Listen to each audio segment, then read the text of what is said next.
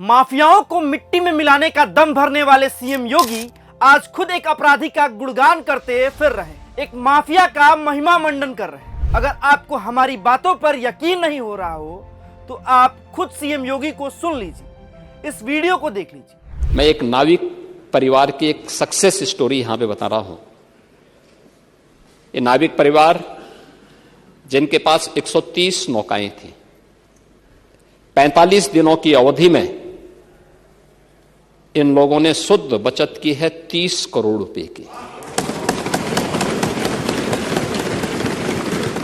यानी एक नाव ने 45 दिनों में 23 लाख रुपए की बचत की है, कमाई की है।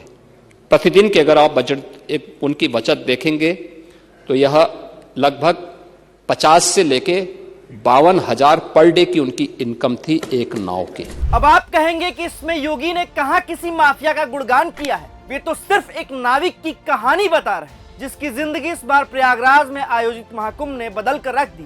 सीएम योगी कह रहे हैं कि प्रयागराज में हुए महाकुंभ में एक नाविक ने 45 दिनों में 30 करोड़ रुपए की कमाई कर ली। इस नाविक के पास कुल 130 नावें थी और इसने रोजाना करीब 23 लाख रुपए की कमाई की। अब सीएम जिस नाविक की तारीफ करते नहीं थक रहे हैं उसका नाम पिंटू मेहरा है। पिंटू का काला चिट्ठा अब हमारे सामने है, जो हम आपको बताएंगे तो आपके पैरों तले जमी खिसक जाए। पिंटू नैनी का कुख्यात अपराधी है।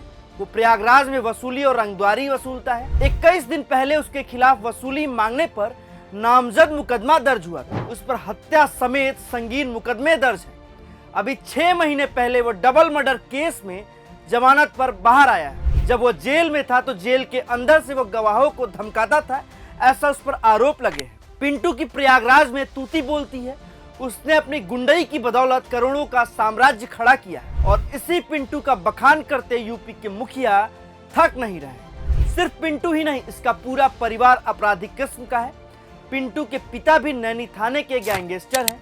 पिंटू के 2 भाई भी कुख्यात अपराधी हैं। यानी योगी आदित्यनाथ जिस नाविक का सदन में महिमा मंडन कर रहे थे वो 1 नंबर का कुख्यात अपराधी है। उसका पूरा परिवार अपराध में संलिप्त है।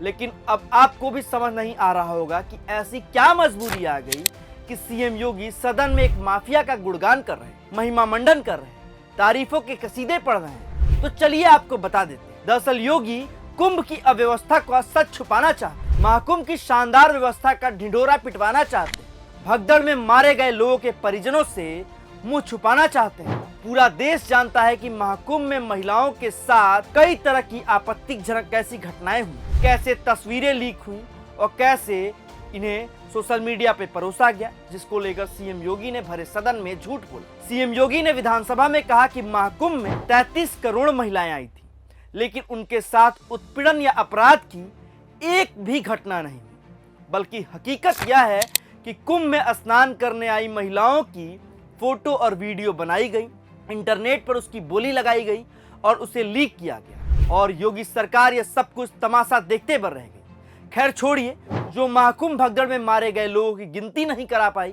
सिर्फ अपने व्यवस्थाओं को लेकर योगी सरकार ने बड़े बड़े बातें की जिसकी पोल खुल चुकी है। उनसे अब और उम्मीद क्या की जा सकती है। 100 बात की एक बात यह है कि योगी सरकार अपनी नाकामियों को छिपाने के लिए किसी भी हद तक जा सकती है। शाम दाम दंड भेद हर तरह का पैतरा आजमा सकती है। महाकुंभ में हुई भगदड़ में 30 से अधिक मौत हुई, ऐसा सरकार का दावा है। लेकिन कई अखबारों में, कई मीडिया रिपोर्ट्स में दावा है कि मौतें इससे कहीं ज्यादा हुई। कई बार महाकुंभ से आगजनी की खबरें आई, लेकिन योगी सरकार ने इन सभी घटनाओं को सिरे से नकार दिया। पहले तो योगी का प्रशासन भगदड़ वाली खबर पर भी कह रहा था कि महाकुंभ में कोई भगदड़ हुई ही, लेकिन जब सच छुपाए नहीं छुपा तो पूरे देश के सामने योगी सरकार और उनकी व्यवस्था की हकीकत आ गई और अब योगी सदन में खड़े होकर एक माफिया का गुणगान कर रहे हैं।